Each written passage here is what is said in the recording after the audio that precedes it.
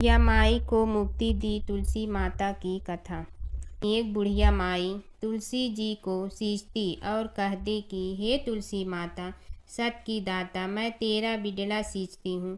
मुझे बहू दे, पीताम्बर की धोती दे, मीठा मीठा घास दे, बैकुंठा में वास दे, चटक की चाल दे, पटक की मोत दे, चंदन का काठ दे, रानी सा राज दे, दाल भात का भोजन दे, 11 की मौत दे, कृष्ण जी का कंधा दे। तब तुलसी माता यह सुनकर सूखने लगी। तो भगवान ने पूछा कि हे तुलसी, तुम क्यों सूख रही हो? तुलसी माता ने कहा कि एक बुढ़िया रोज आती है और यही बात कह जाती है, मैं सब बात तो पूरा कर दूंगी, लेकिन कृष्ण का कंधा कहाँ से लाऊंगी? तो भगवान बोले, जब वो मरेगी तो मैं अपने आप कंधा दे आऊँगा, तू बुढ़िया माई से कह देना। जब बुढ़िया माई मर गई, सब लोग आ गए। जब माई को ले जाने लगे तो वह किसी से न उठी। तब भगवान एक 12 बरस के बालक का रूप धारण करके आए। बालक ने कहा, मैं कान में एक बात कहूँगा तो बुढ़िया माई उठ जाएगी। बालक ने कान में कहा, बुढ़िया माई मन की निकाल ले, पीताम्बर की धोती ले, मीठा मीठा घास ले, बैकुंठा का वास ले, चटक की चाल ले, पटक की मोत ले, कृष्ण जी का कंधा ले। यह सुनकर बुढ़िया माई हल्की हो गई। भगवान ने कंधा दिया और बुढ़िया माई को मुक्ति मिल गई। हे तुलसी माता, जैसे बुढ़िया माई को मुक्ति दी वैसे सबको देना। तुलसी माता की कथा। पुरानी समय की बात है। एक परम सुंदर और पतिव्रता स्त्री थी जिनका नाम था वृंदा। वे भगवान विष्णु की परम भक्त थी और उनका विवाह राक्षस राजा जलंधर से हुआ था। जलंधर बहुत शक्तिशाली था और उसकी शक्ति का रहस्य था उसकी पत्नी वृंदा की अटूट पतिव्रता धर्म। जब तक वृंदा अपने पति के प्रति सच्ची और समर्पित रही, तब तक कोई भी देवता जलंधर को पराजित नहीं कर सकता था। देवताओं ने कई बार प्रयास किया, लेकिन जलंधर अजेय रहा। तब सभी देवता भगवान विष्णु के पास गए और उनसे सहायता मांगी। भगवान विष्णु ने एक लीला रची। वे जलंधर का रूप धारण करके वृंदा के सामने प्रकट हुए। वृंदा ने उन्हें अपना पति समझकर उनका सत्कार किया, लेकिन जैसे ही वृंदा को सच्चाई का पता चला, उनका पतिव्रता धर्म भंग हो गया। उसी क्षण देवताओं ने जलंधर का वध कर दिया। जब वृंदा को यह ज्ञात हुआ कि यह सब भगवान विष्णु की लीला थी, तो वे बहुत दुखी हुई और उन्होंने भगवान विष्णु को श्राप दिया कि वे पत्थर बन जाएं। उसी श्राप के कारण भगवान विष्णु शालिग्राम पत्थर के रूप में प्रकट हुए। इसके बाद वृंदा ने अपने प्राण त्याग दिए। उनके शरीर से एक पवित्र पौधा उत्पन्न हुआ, जिसे आज हम तुलसी के नाम से जानते हैं। तभी से तुलसी को देवी का रूप माना जाता है और उनकी पूजा की जाती है। तुलसी माता को घर में रखने से सुख समृद्धि आती है। भगवान विष्णु को तुलसी अत्यंत प्रिय है। बिना तुलसी के भगवान विष्णु की पूजा अधूरी मानी जाती है। सच्ची भक्ति और पतिव्रता धर्म में अपार शक्ति होती है। धर्मराज जी की कथा। दो सेठानियाँ थी। एक के घर में धन बहुत था, पर वह कंजूस थी। दूसरी के पास धन थोड़ा कम था, पर मन से वह बहुत अमीर थी। रोज सवेरे उठती, गंगा स्नान करती, तुलसी माता, बड़, पीपल सींचने, भगवान के मंदिर जाके पूजा करती। धर्मराज सूरज भगवान की कहानी सुनती, भगवान के भोग लगाकर अतिथि को जिमाती, गाय कुत्ता के लिए ग्रास निकालती। दूसरी सेठानी इस धर्मात्मा को देखकर हंसती और कहती, पता नहीं दिन भर क्या करती रहती है। थोड़े समय बाद दोनों सेठानियों को भगवान का बुलावा आया। धर्मात्मा सेठानी के तो यमराज जी ने विमान भेजा और दूसरी को दूत मारते ही ले गया। रास्ते में सेठानी बोली, मेरे को भूख लगी है। तो दूत बोले, किसी को कुछ दिया होगा तो मिलेगा। फिर बोली, प्यास लगी है। दूत बोले, किसी को पानी पिलाया तो मिलेगा। रास्ते में उसे काट चुभने लगे, गर्मी पड़ने लगी, पर दूत तो उसे घसीटे ही ले गए। अब सेठानी बहुत पछताने लगे कि सब कुछ होते हुए भी दान धर्म नहीं किया। इतने में यमराज का दरबार आया। धर्मात्मा बुढ़िया को भगवान के पास सिंहासन मिला और वह उस पर बैठी थी। उधर दूसरी सेठानी को तपते कुंड में डाल दिया। अब सेठानी यमराज से बोली, मुझे 1.25 पहर का जीवन दान दे दो, मैं वापस आकर दंड भोग लूंगी। यमराज बोले, ठीक है। सेठानी के शरीर में वापस प्राण डाल दिए।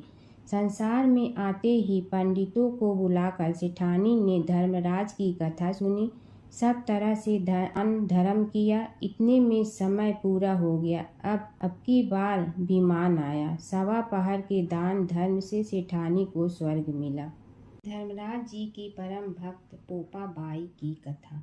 एक गांव में एक पोपा बाई रहती थी। जब वह 5 साल की थी तभी से वह नियम से धर्मराज जी व्रत की कथा सुनती थी और व्रत करती थी। एक दिन उसने अपने भाई व भाभी से कहा कि मैं शादी नहीं करूंगी, अब मैं अपना समय भगवान की पूजा अर्चना में ही बिताना चाहती हूँ।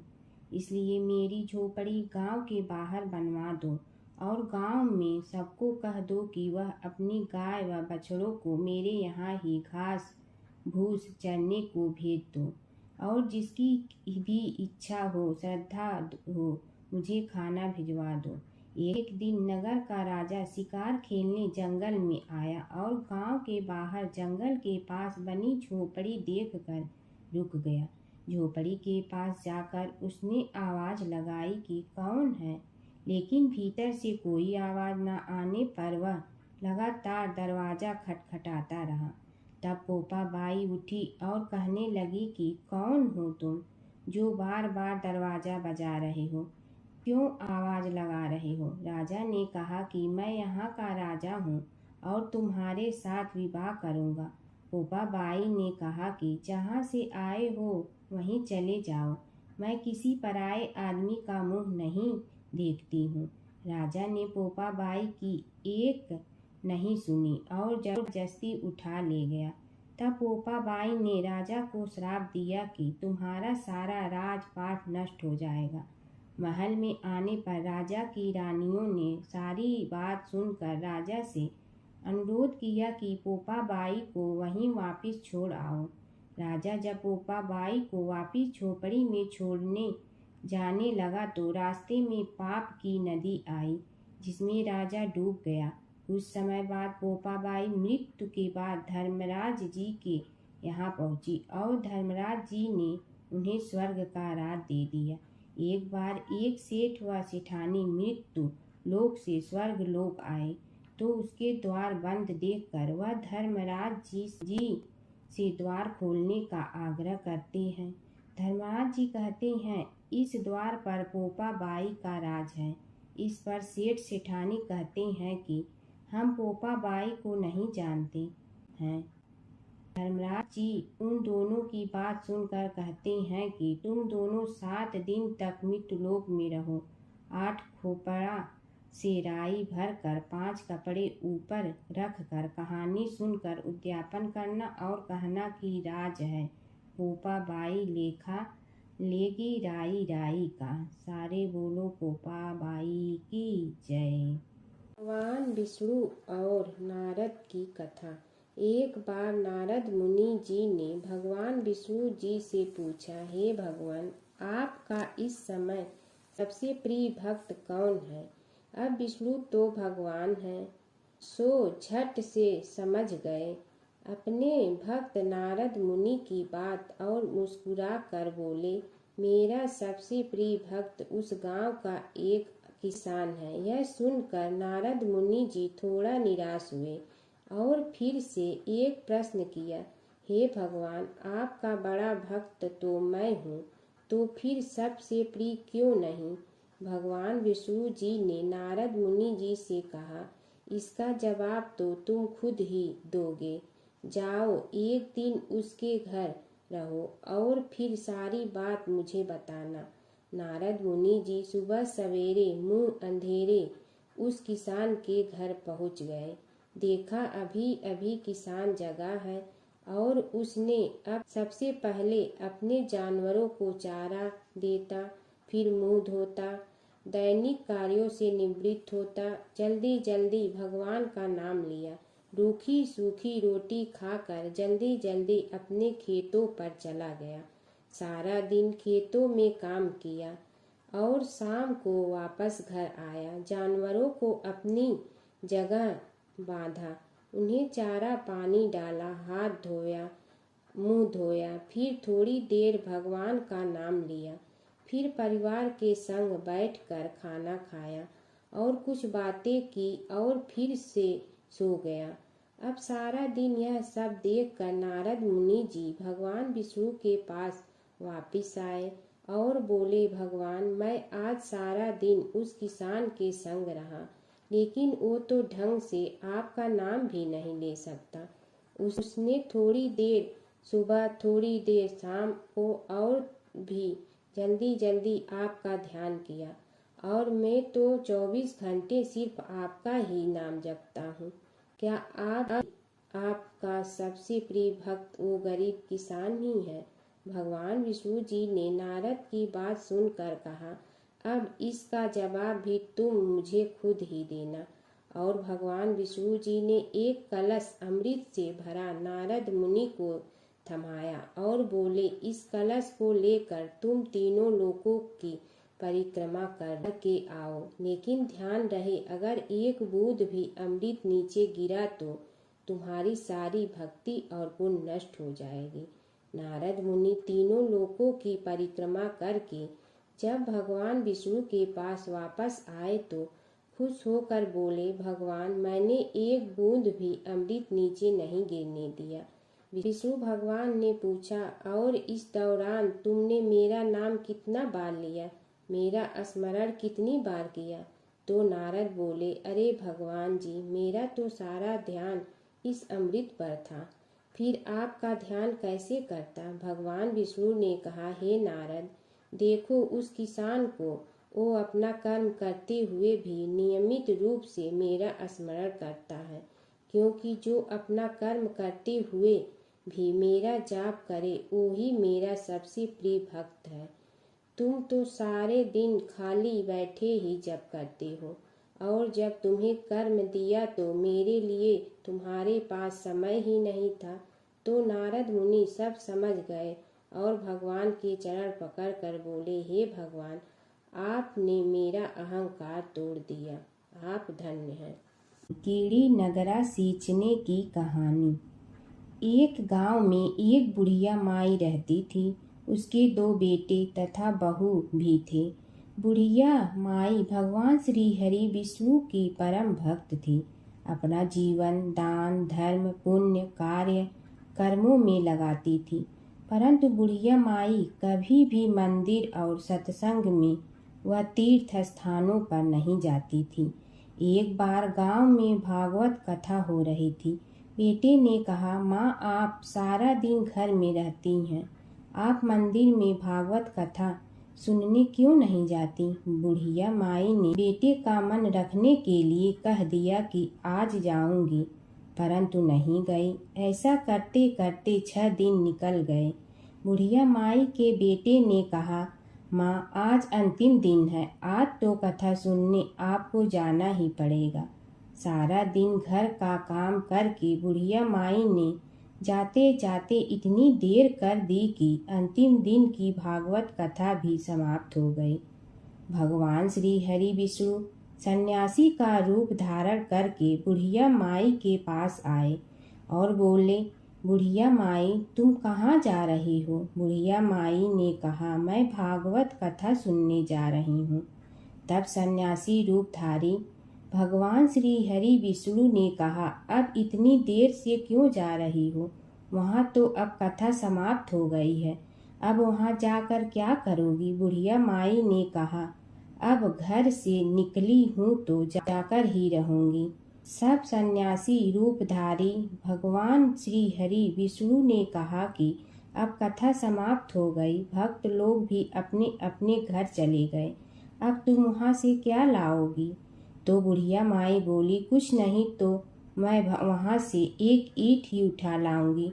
तो सन्यासी रूपधारी भगवान श्री हरि विष्णु बोले, तुम वहाँ से मिट्टी की ईंट लाओगी, उसके बदले में मैं तुम्हें एक सोने की ईंट दे देता हूँ। बुढ़िया माई ने ईंट ले ली और घर की तरफ चल पड़ी और विचार करने लगी कि यदि यह ईंट मैं घर लेकर जाऊंगी तो बेटे बहू झगड़ने लगेंगे।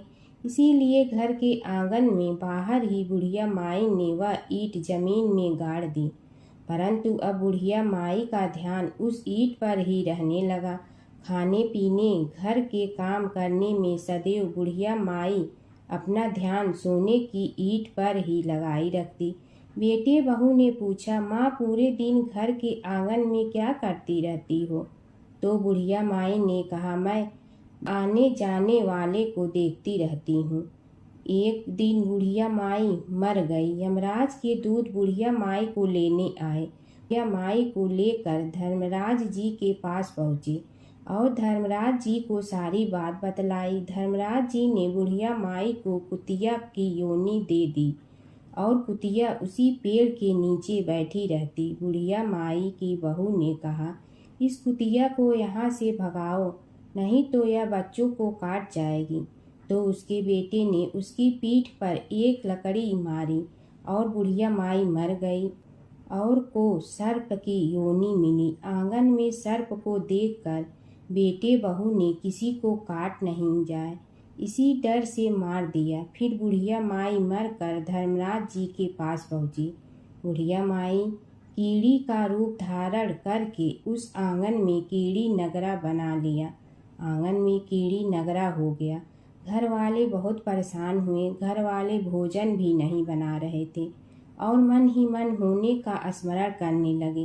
तब भगवान श्री हरि विष्णु सन्यासी का रूप धारण करके आए और बोले कि कुछ खाने को दे दो।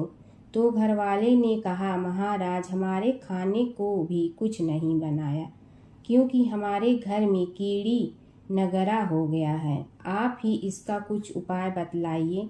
तब महाराज जी ने आंगन में खोदा और सोने की 28 निकाली और दोनों बेटों को दे दी और कहा, तुम्हारी माँ के नाम से दान पुण्य करना, धर्मशाला बनवाना, स्कूल बनवाना, प्याऊ लगवाना, गौशाला में गाय के चारे खाने की व्यवस्था करना। परंतु दोनों बेटे आपस में झगड़ने लगे कि तू दान कर, तू दान कर। किसी ने बुढ़िया माई के नाम से कोई दान नहीं किया और कीड़ी नगरा वहाँ उसी स्वरूप में स्थापित रहा। कुछ दिन बाद सन्यासी वापस आया और बुढ़िया माई के बेटों ने भगवान स्वरूपधारी सन्यासी महाराज से कहा कि हमारी घर की हालत वैसी की वैसी है, कीड़ी नगरा तो वैसे का वैसा ही है। तब साधु रूपधारी सन्यासी महाराज ने कहा, वह सोने के ईंट के टुकड़े लाओ और उन्हें बेचकर उनसे जो भी धन मिले उसे तुम्हारी माँ के नाम से दान पुण्य करो। इस कीड़ी नगरा पर शक्कर और आटा डालो। तुम ऐसा करोगे तो तुम्हारी माँ को मोक्ष प्राप्ति होगी। और उनके घर से कीड़ी नगरा चला गया। जो व्यक्ति प्रतिदिन सुबह प्रातः आटा और शक्कर कीड़ी नगरे पर डालता है, वह सदैव धनवान, पुत्रवान, संपन्न, सुख शांति से जीवन यापन करता है। उसके घर में कभी कोई कष्ट नहीं आता है। उसका जीवन सदा सर्वदा आनंद से व्यतीत होता है। उसके परिवार जन उसे अत्यधिक स्नेह प्रदान करते हैं। कीड़ी नगरा प्रतिदिन सींचने से जुड़ी नगरी की कहानी सुनने से, दान पुण्य व धर्म कार्यों में रुचि लगाने से जीवन उत्तम हो जाता है। जमुना की कहानी। प्राचीन समय में एक गांव था जिसमें 2 बहनें रहा करती थी। एक बहन का नाम गंगा था तो दूसरी बहन का नाम जमुना था। एक बार दोनों बहनें एक साहूकार के खेत से गुजर रही थी तो जमुना ने 13 दाने जौ के तोड़ लिए, जिसे देख गंगा बोली कि तुझे तो ग्रहण लग गया, तूने चोरी की है। इस पर जमुना बोली कि अब मेरा ग्रहण कैसे धुलेगा। गंगा ने कहा कि तुझे 12 साल तक साहूकार के यहाँ नौकरी करनी पड़ेगी, तभी तेरा पाप धुलेगा और ग्रहण से मुक्ति मिलेगी। जमुना साहूकार के यहाँ नौकरी के लिए जाती है और अपने लिए काम मांगती है। साहूकार उसे काम पर रख लेता है, लेकिन काम करने से पहले जमुना उसे कहती है कि मैं सारे काम करूंगी, लेकिन 4 काम नहीं करूंगी। जूठे बर्तन नहीं मांजूंगी, झाड़ू नहीं लगाऊंगी, बिस्तर नहीं बिछाऊंगी और दिया नहीं जलाऊंगी। 12 साल के बाद कुंभ का मेला लगा तो साहूकारनी भी कुंभ नहाने जाने लगी। यमुना ने उसे जाते देख कहा कि कुंभ के मेले में मेरी बहन गंगा मिलेगी तो उसे यह सोने का टक्का दे देना, इससे वह अपने हाथों में सुंदर चूड़ियां पहन लेगी। साहूकारनी ने कुंभ के मेले में गंगा को वह सोने का टका दे दिया। गंगा ने उनसे वह टका लेते हुए कहा कि मेरी बहन को कहना कि उसके 12 वर्ष पूरे हो गए हैं, अब वह वहां वापिस आ जा। साहूकार व साहूकारनी वापिस घर आए तब जमुना मटके में पानी भर रही थी। दोनों जमुना से बोले कि हमने सोने का वह टका तेरी बहन गंगा को दे दिया था और उसने कहा है कि तेरे 12 वर्ष पूरे हो गए हैं, इसलिए अब तुम वापिस जाओ। यह समाचार सुनते ही जमुना सहस्त्र धारा में बदल गई और बहने लगी। यमुना जी का यह रूप देखकर साहूकार और साहूकारनी परेशान हो गई थी। हमारे घर में जमुना माता ने काम किया, हमें तो अब ग्रहण लग गया है, हम यह ग्रहण कैसे उतारेंगे। जमुना भागकर गंगा माता के पास चली गई। गंगा ने जमुना से पूछा कि तुम साहूकारनी से कुछ कहकर आई हो या ऐसे ही बिना बताए आ गई। तब जमुना बोली कि मैं तो कुछ भी बताकर नहीं आई हूँ। गंगा ने कहा कि जा उन्हें धीरज दे आ, नहीं तो उन्हें जीवन भर असंतोष ही रहेगा। गंगा के कहने पर जमुना माता ने साहूकारनी को सपने में दर्शन दिए और कहा कि तुम दोनों उल्टे माथे क्यों पड़े हो, जाओ उठकर खाओ पियो। तब दोनों बोले कि हम कैसे उठें, हमें तो ग्रहण लगा है, क्योंकि हमने उल्टे सीधे और पता नहीं कितने नीच कार्य आपसे कराए हैं। तब यमुना जी बोली कि तुम्हें ग्रहण नहीं लगा है, ग्रहण तो मुझे लगा था कि मैंने तुम्हारे खेत से 13 दाने जौ के चुराए थे। मैं तो अपना ग्रहण उतारने तुम्हारे घर आई थी। मेरा ग्रहण तुम्हारे घर में 12 वर्ष तक रहने से उतर गया है और मेरी मुक्ति हो गई है। यमुना जी ने कहा कि तुम्हें कोई ग्रहण नहीं लगा है, उल्टे मेरे 12 वर्ष तक यहाँ रहने से तुम्हारी भी मुक्ति हो गई है। यह कहकर यमुना जी स्वप्न से चली गई। दोनों उठकर देखते हैं कि उनके घर में पहले से भी अधिक धन हो गया है। हे यमुना माता, जैसे आपने साहूकार व साहूकारनी की मुक्ति कराई, वैसे ही आप अपने सभी भक्तों की करना। नगर बसेरे की कहानी। किसी गांव में एक भाट व एक जाट रहता था। दोनों में घनिष्ठ मित्रता थी। एक बार जाट अपनी बहन के घर जाने को तैयार हुआ तो भाट अपनी ससुराल जाने को तैयार हुआ। दोनों साथ चल पड़े तो रास्ते में रुककर एक कुएं की मुंडेर पर बैठ गए। जाट ने भाट से कहा कि नगर बसेरा कर लेते हैं। इस पर भाट बोला कि तू ही नगर बसेरा कर ले, मैं तो अपनी ससुराल जा रहा हूँ, वहाँ खूब खातिर होगी मेरी, तू कर ले नगर बसेरा। जाट वहीं कुएं के पास बैठ पानी की घंटी और चावल का दाना लेकर नगर बसेरा करने लगा। नगर बसेरा करने के साथ जाट कहने लगा कि नगर बसेरा जो करे सो मल धोवे पाँव, ताता माड़ा तापसी देगी मेरी माँ, माँ देगी मावशी तेगी द्वारका का वास, मीठा मीठा घास वृंदावन का वास, 5 कुल्ठी छठी रास, मेरी जीगड़ो श्री कृष्ण के पास, डालू पानी हो जाएगी झट से निकल जाए मेरा जी। यह सब कर कर कि वह जाट बहन के पास चल पड़ा। जाट की बहन ने भाई के आने पर उसकी खातिर की खीबूरा के साथ भाई को जिमाया। दोनों ने बैठकर ढेर सारी बातें की।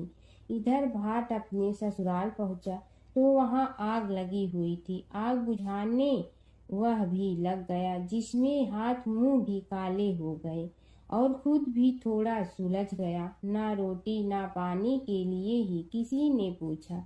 एक पड़ोसन आई तो उसने भाट की सास को कहा कि जमाई आया है, जरा उस आओ भगत कर लो। बुढ़िया बोली कि सब कुछ तो जल गया है, अब कहाँ से आओ भगत करूं। तब पड़ोसन ने ही भाट को एक रोटी के साथ छाछ दी। उसने वही खाकर गुजारा किया। शाम को दोनों फिर घर की ओर चल पड़े और रास्ते में मिल गए और एक दूसरे का हाल पूछा। भाट बोला कि मेरी ससुराल में तो आग लगी हुई थी, आग बुझाते मैं खुद काला हो गया हूँ, ना रोटी मिली ना पानी। जाट बोला कि मेरी तो बहुत खातिर हुई। फिर बोला कि मैंने कहा था ना कि नगर बसेरा कर ले, अब कर ले, लेकिन भाट ने फिर मना कर दिया। कहने लगा कि चाहे रोटी दे या न दे, तेरी तो माँ है, दही चूरमा का पेड़ा धरा पाएगा। भाट ने फिर नगर बसेरा नहीं किया, जाट ने कर लिया। नगर बसेरा जो करे सो मल धोए पाँव, ताता माड़ा तापसी देगी मेरी माँ। माँ देगी मावशी देगी द्वारका का वास, मीठा मीठा घास वृंदावन का वास। 5 कुल्ठी छठी रास, मेरा जी बड़ो श्री कृष्ण के पास। डालू पानी हो जाए घी, झट से निकल जाए मेरा जी। करके वह चल पड़ा। घर पहुँचते ही जाट की मौसी ने बहुत लाड प्यार किया। उधर भाट घर गया तो उसकी भैंस खो गई थी। बाप एक लाठी रखे तो दूसरी उठाए और कहने लगा कि ससुराल गया तो आग लगा दी, अब यहाँ आया तो भैंस खो दी। बाप ने कहा कि पहले भैंस लेकर आ, तभी रोटी पानी मिलेगा। सारा दिन भाट भैंस ढूंढता रहा, लेकिन उसे भैंस नहीं मिली। जाट और भाट की मुलाकात फिर से बाजार में हो गई। जाट ने भाट के हाल चाल पूछे तो भाट बोला कि आते ही भैंस खो गई, बस उसी दिन से भैंस ढूंढ रहा हूँ। रोटियां का तो पूछो ही मत। जाट ने कहा कि मैंने तो पहले ही कहा था कि नगर बसेरा कर ले। जाट की बात सुनकर भाट बोला कि तेरे नगर बसेरे में इतनी ताकत है तो चल अब कर लेते हैं। दोनों ने बैठकर नगर बसेरा किया। नगर बसेरा जो करे सो मल धोवे पाँव, ताता माड़ा तापसी देगी मेरी माँ। माँ देगी मौसी देगी द्वारका का वास, मीठा मीठा घास वृंदावन का वास। 5 कुल्ठी छठी रास, मेरा जीवड़ो श्री कृष्ण के पास। डालू पानी हो जाए घी, झट से निकल जाए मेरा जी। दोनों के नगर बसेरा करने पर भाट जैसे ही आगे बढ़ा तो उसकी खोई भैंस मिल गई, जिसे लेकर घर पहुंचा। घर पहुंचते ही माँ ने कहा कि लड़के को आते ही घर से निकाल दिया, सारे दिन से ये भूखा प्यासा भटक रहा है। यह कहकर उसकी माँ ने उसको खूब खिलाया पिलाया। इस घटना के बाद सारे नगर में ढिंढोरा पिटवा गया कि कब कोई अपने पीहर या सास से आते जाते नगर बसेरा करें। जैसे भाट को नगर बसेरा करने का फल मिला, वैसे ही हर किसी को मिलती है। माता सीता की कथा। यह कहानी सीता माता कहती थी और श्री राम इसे सुना करते थे। एक दिन श्री राम भगवान को किसी काम के लिए बाहर जाना पड़ा तो सीता माता कहने लगी कि भगवान, मेरा तो 12 वर्ष का नित्य नियम है, अब आप बाहर जाएंगे तो मैं अपनी कहानी किसे सुनाऊंगी। श्री राम ने कहा कि तुम कुएं की पाल पर जाकर बैठ जाना और वहां जो औरतें पानी भरने आएंगी उन्हें अपनी कहानी सुना देना। सीता माता कुएं की पाल पर जाकर बैठ जाती हैं। एक स्त्री आई, उसने रेशम की जड़ी की साड़ी पहन रखी थी और सोने का घड़ा ले रखा था। सीता माता उसे देख कहती हैं कि बहन, मेरा 12 वर्ष का नितनेम सुन लो। पर वह स्त्री बोली कि मैं तुम्हारा नितनेम सुनूंगी तो मुझे घर जाने में देरी हो जाएगी और मेरी सास मुझसे लड़ेंगी। उसने कहानी नहीं सुनी और चली गई। उसकी रेशम जड़ी की साड़ी फट गई। सोने का घड़ा मिट्टी के घड़े में बदल गया। सास ने देखा तो पूछा कि ये किसका दोष अपने सिर लेकर आ गई है। बहू ने कहा कि कुएं पर एक औरत बैठी थी। उसने कहानी सुनने के लिए कहा, लेकिन मैंने सुनी नहीं, जिसका यह फल मिला है। बहू की बात सुनकर अगले दिन वही साड़ी और घड़ा लेकर सास कुएं की पाल पर गई। सास को वहीं माता सीता बैठी मिली तो माता सीता ने कहा कि बहन, मेरी कहानी सुन लीजिए। सास बोली कि एक बार छोड़, मैं तो 4 बार कहानी सुन लूंगी। राम आए लक्ष्मण आए, देश के पुजारी आए, नित नेम का नेम लाए, आओ राम बैठो राम। तपी रसोई जियो राम, माखन मिश्री खाओ राम। दूध बतासा पियो राम, सूत के पलका मोठो राम। साल दुसाला पोठो राम, साल दुसाला ओढ़ो राम। जब बोलो जब राम ही राम, राम संवारे सबके काम। खाली घर भंडार भरेंगे, सबका बेड़ा पार करेंगे। श्री राम जय जय राम। सास बोली कि बहन, कहानी तो बहुत अच्छी लगी। कहानी सुनकर सास घर चली गई और उसकी साड़ी फिर से रेशम जड़ी की बन गई। मिट्टी का घड़ा फिर सोने के घड़े में बदल गया। बहू कहने लगी, सासू माँ, आपने ये सब कैसे किया? सास ने कहा कि बहू, तू दोष लगा के आई थी और मैं अब दोष उतार कर आ रही हूँ। बहू ने फिर पूछा कि वह कुएं वाली स्त्री कौन है? सास बोली कि वे सीता माता थी। वे पुराने से नया कर देती हैं, खाली घर में भंडार भर देती हैं। वह लक्ष्मी जी का वास घर में कर देती हैं। आदमी की जो भी इच्छा हो उसे पूरा कर देती हैं। बहू बोली कि ऐसी कहानी मुझे भी सुना दो। सास बोली कि ठीक है, तुम भी सुनो। और सास ने कहानी शुरू की। राम आए लक्ष्मण आए, देश के पुजारी आए, नित नेम का नेम लाए, आओ राम बैठो राम। तपी रसोई जियो राम, माखन मिश्री खाओ राम। दूध बतासा पियो राम, सूत के पलका मोठो राम। साल दुसाला पोठो राम, साल दुसाला ओढ़ो राम। जब बोलो जब राम ही राम, राम संवारे सबके काम। खाली घर भंडार भरेंगे, सबका बेड़ा पार करें। श्री राम जय जय राम। कहानी सुनकर बहू बोली कि कहानी तो बहुत अच्छी है। सास ने कहा कि ठीक है, इस कहानी को रोज कहा करेंगे। अब सास बहू रोज सवेरे उठती, नहाती धोती और पूजा करने के बाद नितनेम की सीता की कहानी कहती। एक दिन उनके यहाँ एक पड़ोस की औरत आई और बोली कि बहन, जरा सी आँच दे ना। तो वह बोली कि आज तो अभी हमने जलाई ही नहीं। पड़ोसन ने कहा कि तुम सुबह 4 बजे से उठकर क्या कर रही हो? फिर उन्होंने कहा कि सुबह उठकर हम पूजा करते हैं, फिर सीता माता की नितनेम की कहानी कहते हैं। पड़ोसन ने उसकी बात सुनकर फिर कहा कि सीता माता की कहानी कहने से तुम्हें क्या मिलता है? वे बोली कि इनकी कहानी कहने से घर में भंडार भर जाते हैं, सारे काम सिद्ध होते हैं, मन की इच्छा भी पूरी हो जाती है। पड़ोसन कहती है कि बहन, ऐसी कहानी तो मुझे भी सुना दो। फिर वह बोली कि ठीक है, तुम भी यह कहानी सुन लो। राम आए लक्ष्मण आए, देश के पुजारी आए, नित नेम का नेम लाए, आओ राम बैठो राम। सारी कहानी सुनने के बाद पड़ोसन कहने लगी, बहन, कहानी तो मुझे बहुत अच्छी लगी। अब वह पड़ोसन भी नित नेम सीता माता की कहानी कहने लगी। कहानी कहने से सीता माता ने पड़ोसन के भी भंडार भर दिए। अब तो पूरे मोहल्ले में नित नेम की कथा चल पड़ी। हर किसी की मनोकामना पूरी होने लगी। हे सीता माता, जैसे आपने उनके भंडार भरे, वैसे ही आप हमारे भी भंडार भरना, सबकी भरना, कहानी सुनने वाले के भी और कहानी कहने वाले के भी। एक समय की बात है कि विष्णु भगवान का विवाह लक्ष्मी जी के साथ निश्चित हो गया। विवाह की तैयारी होने लगी। सभी देवताओं को निमंत्रण भेजे गए, परंतु गणेश जी को निमंत्रण नहीं दिया।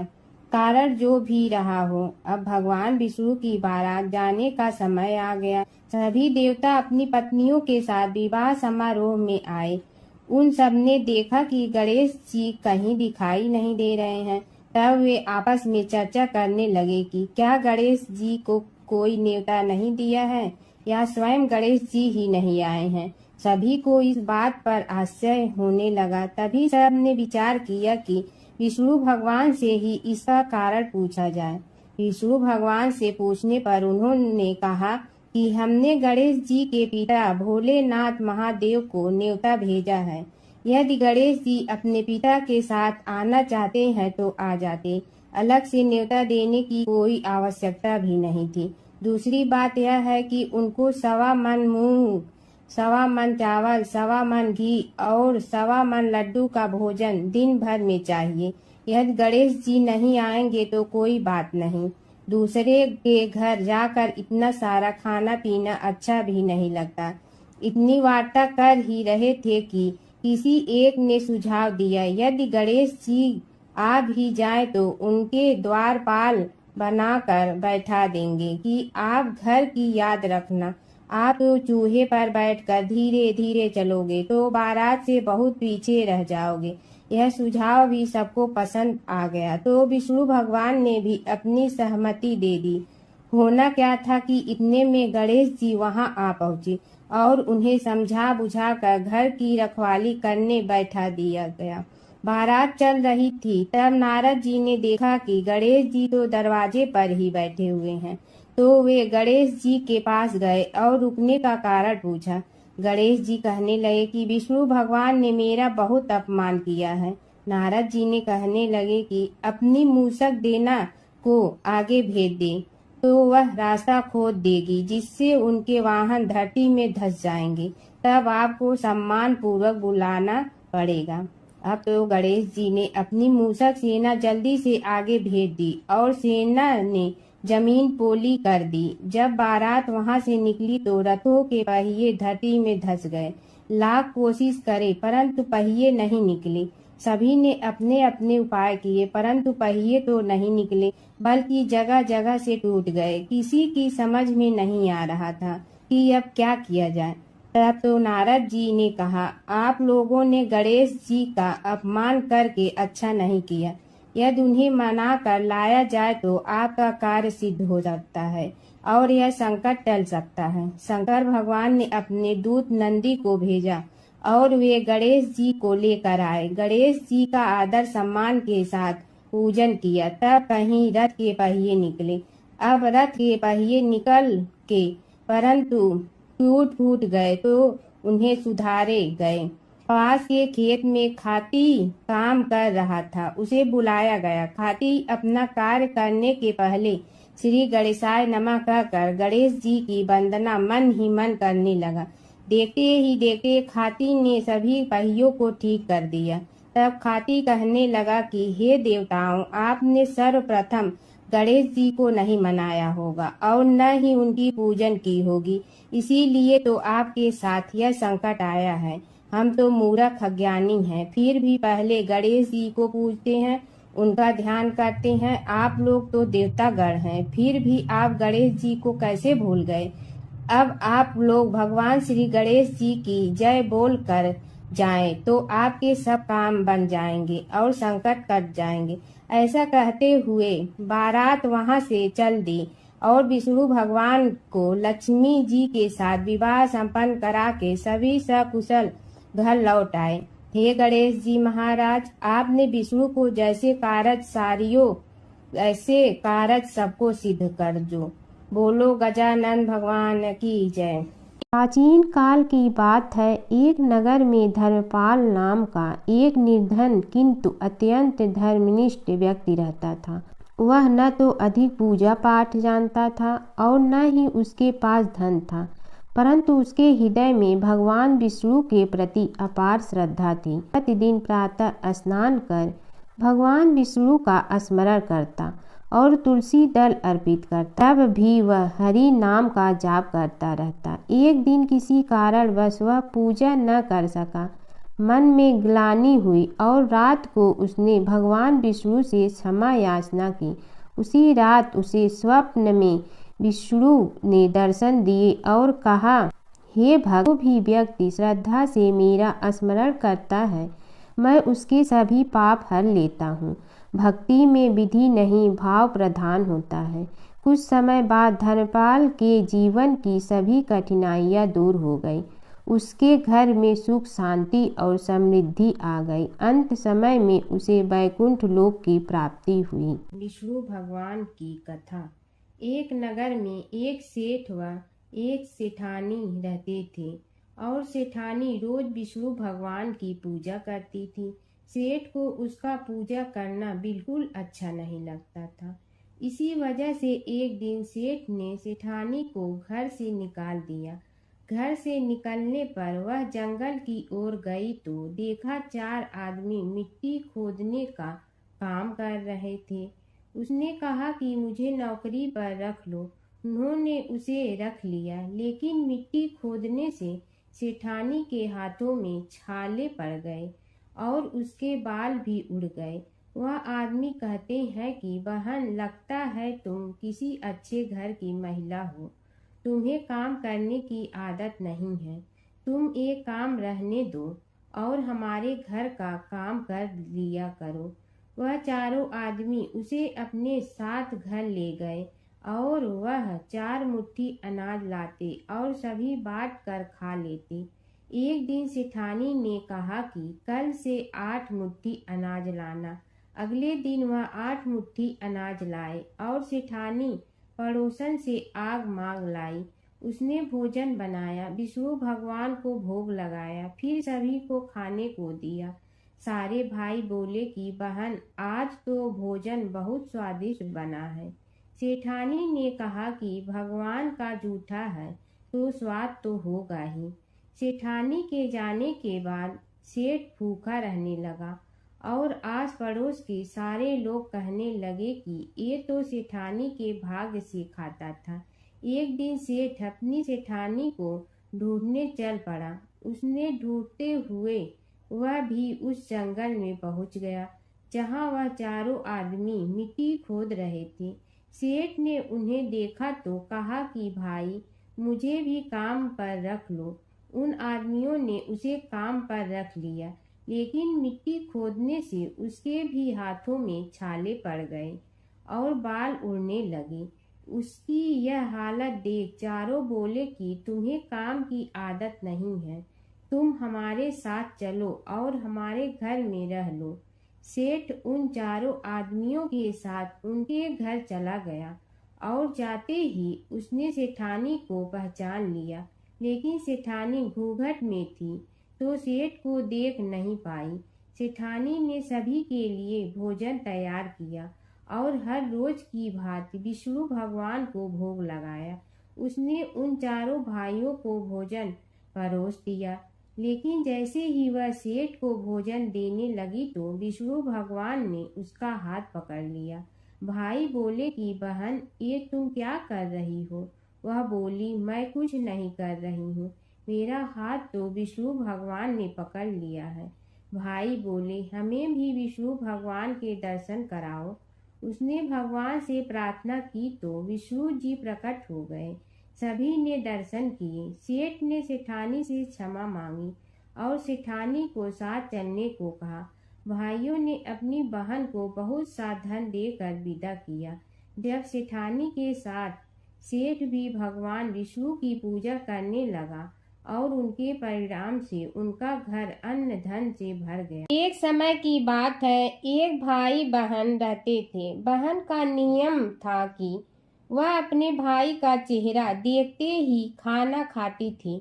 हर रोज वह सुबह उठती थी और जल्दी जल्दी सारा काम करके अपने भाई का मुंह देखने के लिए उसके घर जाती थी।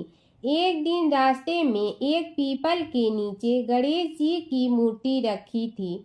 उसने भगवान के सामने हाथ जोड़कर कहा कि मेरे जैसा अमर सुहाग और मेरे जैसा अमर पीहर सबको दीजिए। यह कहकर वह आगे बढ़ जाती है। जंगल के झाड़ियों के कांटे उसके पैरों में चुभा करते थे। एक दिन भाई के घर पहुंची और भाई का मुंह देख कर बैठ गई तो भाभी ने पूछा, पैरों में क्या हो गया है?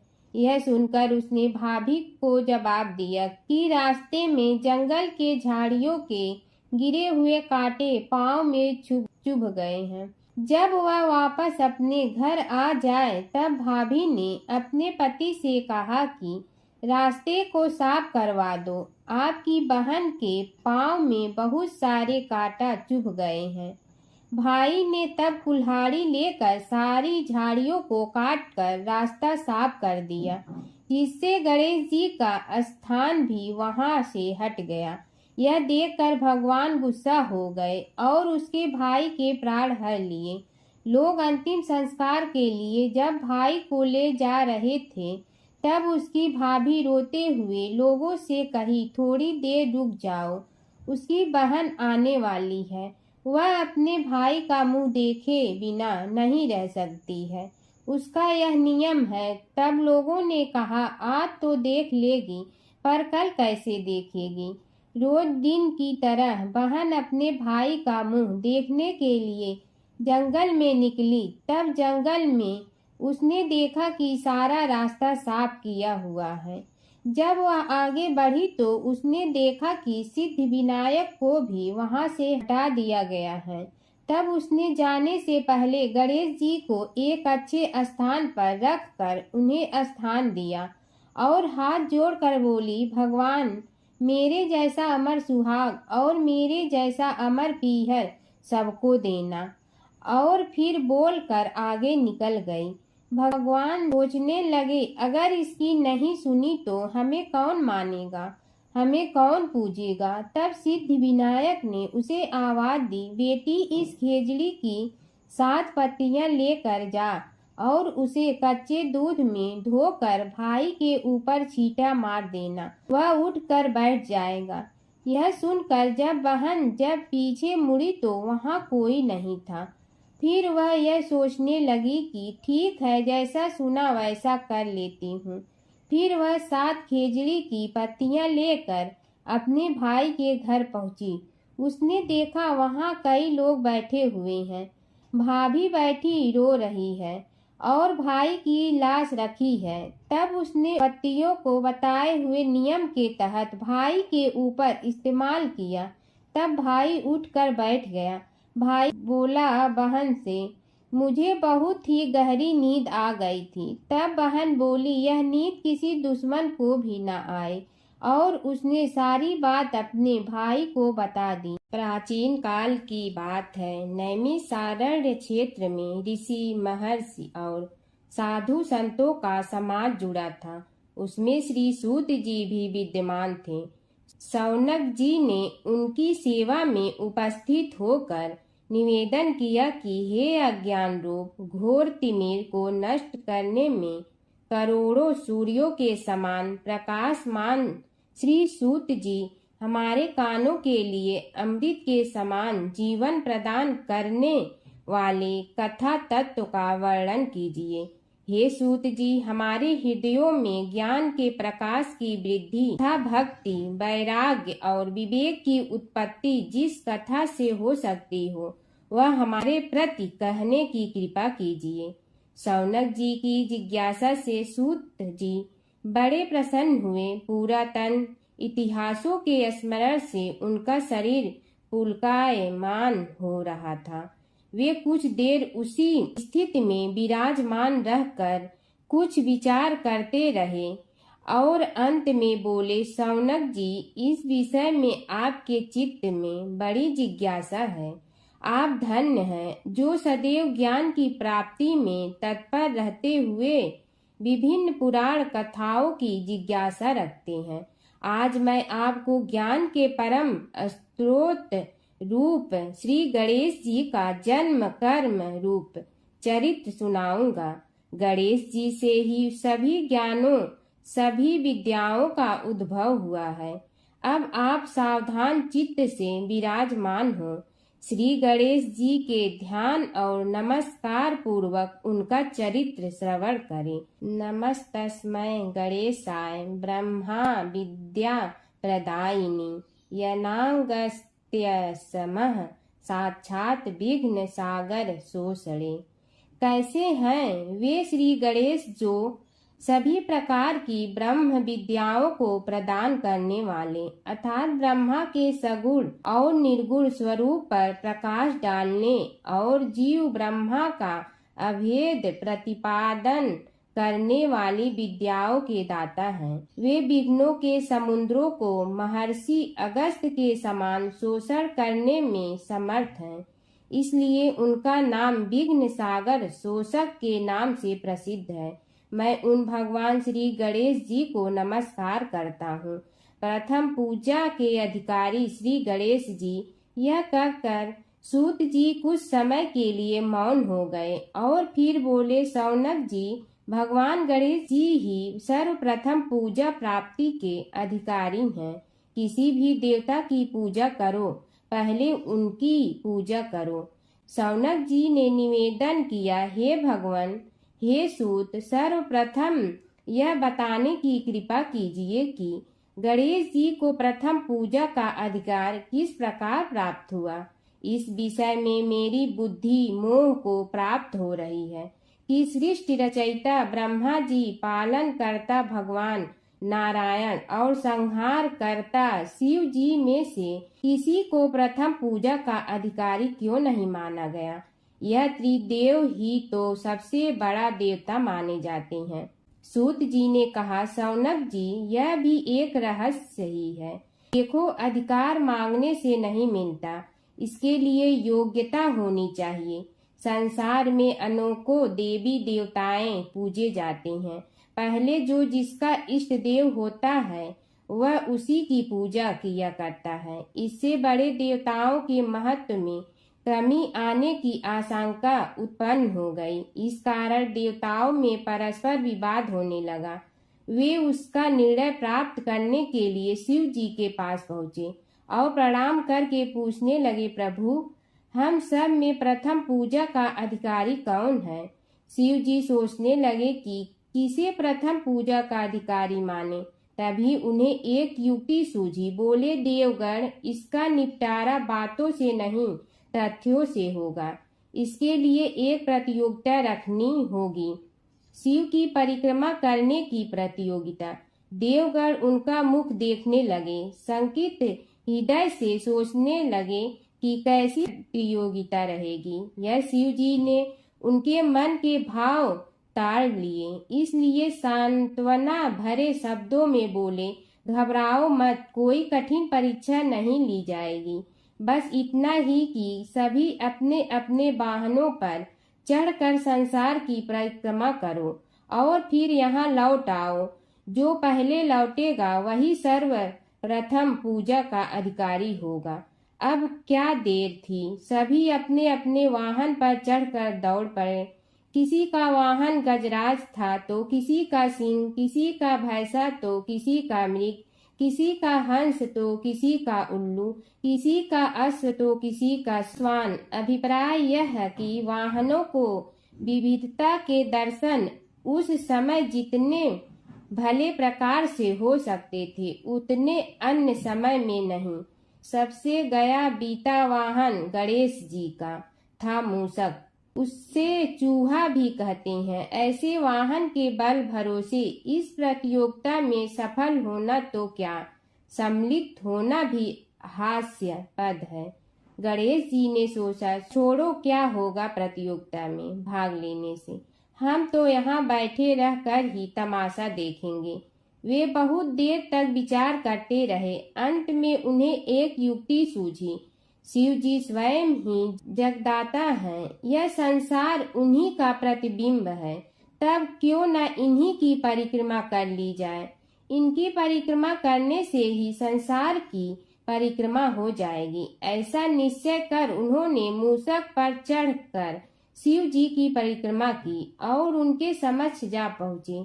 शिव जी ने कहा, तुमने परिक्रमा पूर्ण कर ली? उन्होंने उत्तर दिया, जी हाँ। शिव जी सोचने लगे कि इसे तो यहीं घूमते हुए देखा, फिर परिक्रमा कैसे कराया। देवताओं का परिक्रमा करके लौटना आरंभ हुआ और उन्होंने गणेश जी को वहां बैठे देखा तो माथा ठनक गया। फिर भी साहस करके बोले, अरे तुम विश्व की परिक्रमा के लिए नहीं गए? गणेश जी ने कहा, अरे मैं कब का यहाँ आ गया। देवता बोले, तुम्हें तो कहीं भी नहीं देखा। गणेश जी ने उत्तर दिया, देखते कहाँ से, समस्त संसार शिव जी में विद्यमान है। इनकी परिक्रमा करने से ही संसार की परिक्रमा पूर्ण हो गई। सूत जी बोले, शौनक, इस प्रकार गणेश जी ने अपनी बुद्धि के बल पर ही विजय प्राप्त कर ली। उनका कथन सत्य था, इसलिए कोई विरोध करता भी तो कैसे। बस उसी दिन से गणेश जी की प्रथम पूजा होने लगी। गणेश और बुढ़िया माई की कथा। एक बुढ़िया थी, वह बहुत ही गरीब और दृष्टिहीन थी। उसके एक बेटा और बहू थे। वह बुढ़िया सदैव गणेश जी की पूजा किया करती थी। एक दिन गणेश जी प्रकट होकर उस बुढ़िया से बोले, बुढ़िया माँ, तू जो चाहे सो मांग ले। बुढ़िया बोली, मुझे तो मांगना नहीं आता, कैसे और क्या मांगूं। तब गणेश जी बोले, अपने बहू बेटे से पूछ कर मांग ले।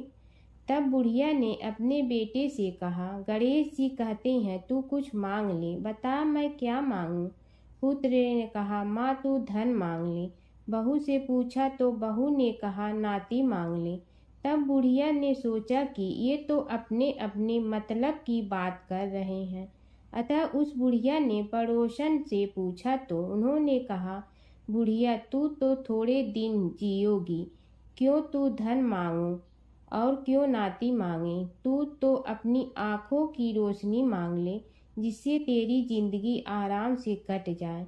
इस पर बुढ़िया बोली, यदि आप प्रसन्न है तो मुझे 9 करोड़ की माया दे, निरोगी काया दे, अमर सुहाग दे, आँखों की रोशनी दे, नाती दे, पोता दे और सब परिवार को सुख दे और अंत में मोक्ष दे।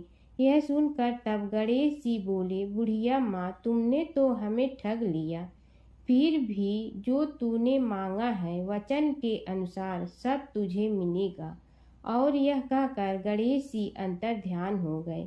उधर बुढ़िया माँ ने जो कुछ मांगा वह सब कुछ मिल गया। हे गणेश जी महाराज, जैसे तुमने उस बुढ़िया माँ को सब कुछ दिया वैसे ही सबको देना। भगवान शिव और कृष्ण जी की कथा हिंदू धर्म में महत्वपूर्ण स्थान रखती है।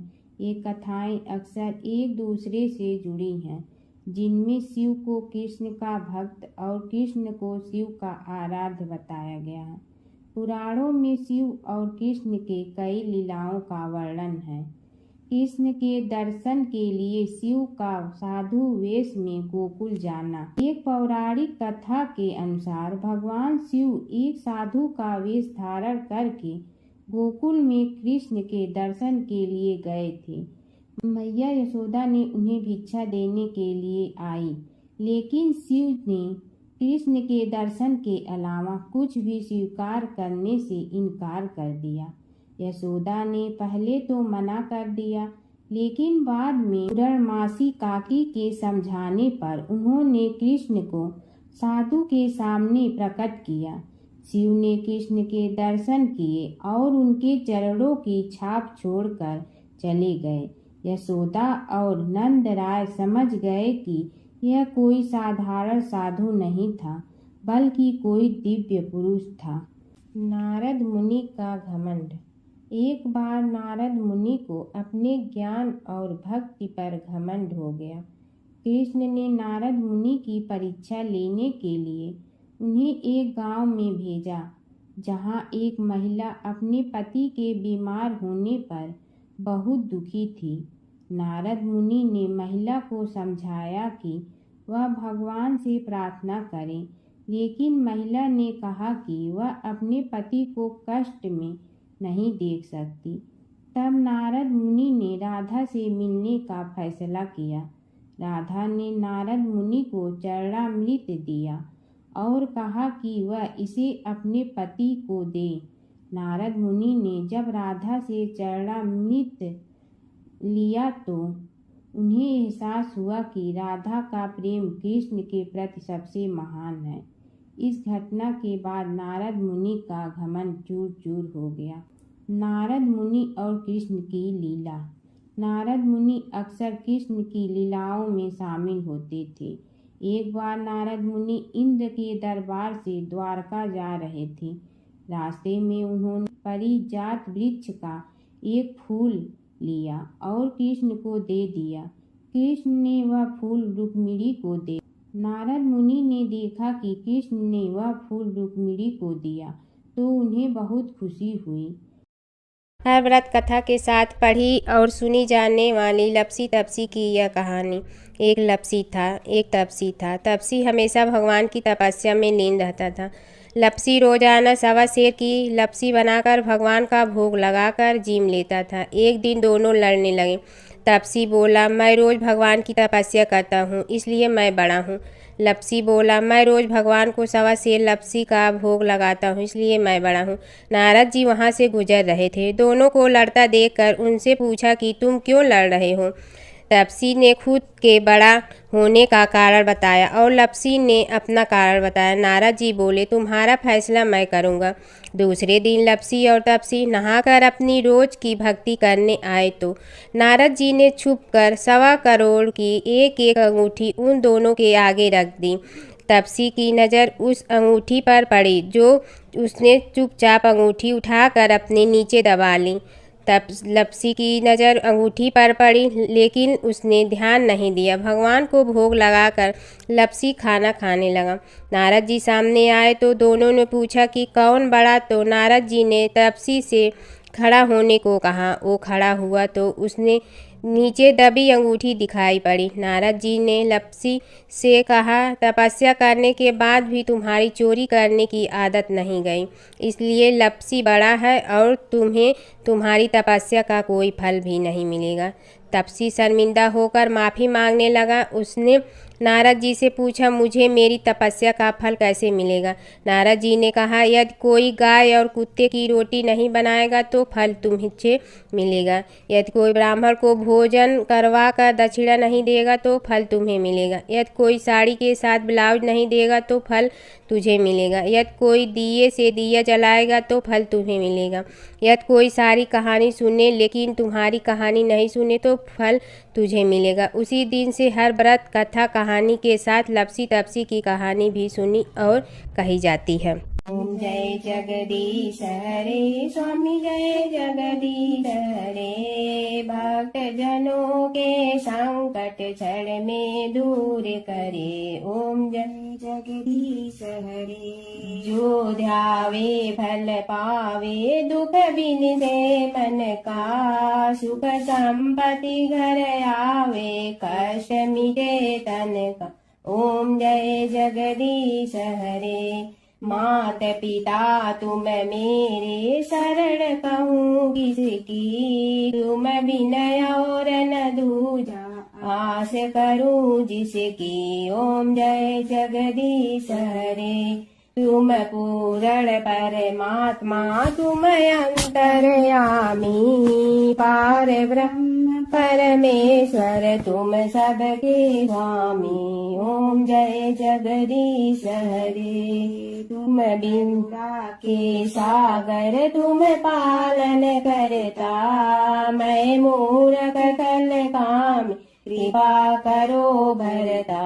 ओम जय जगदीश हरे, तुम हो ये कय गोचर, सबके प्राणपति, किस विधि मिलूं दया में, तुमको मैं कुमति। ओम जय जगदीश हरे, दीन बंधु दुख हरता, तुम रक्षक मेरे, अपने हाथ उठाओ द्वार पड़ा तेरे।